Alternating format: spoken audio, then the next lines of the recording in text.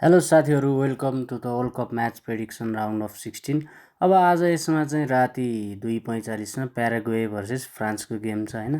अब यो गेम चाहिँ हेर्दाखेरिमा चाहिँ वान साइडेड हुन्छ जस्तो देखिन्छ होइन। अब फ्रान्स भनेको यो वर्ल्ड कपको सबैभन्दा स्ट्रङ टिम देखिया छ अहिलेसम्मको गेमहरू हेर्दाखेरि होइन।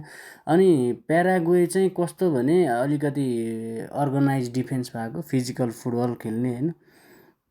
अनि अस्ति जर्मनलाई हराएदेखि अलि उसको पनि मनोबल पनि बढेको छ होइन। त्यही भएर अब आज यिनीहरू दुइटाको गेम हेर्दा अब फ्रान्सकोतिरबाट हेर्दाखेरि अब फ्रान्सका ती तिनजना थ्री पिलर्स अफ फ्रान्स भनौँ न, किलियन एम्बापे, उस्मान डेम्बेले र मिचेल ओलिसे होइन। अब यी तिनजनाले चाहिँ आज पनि प्याराग्वेलाई चाहिँ दुःख दिनेवाला छन् होइन। अब यिनीहरूले चाहिँ डेन्जरै अट्याक हान्छन् के।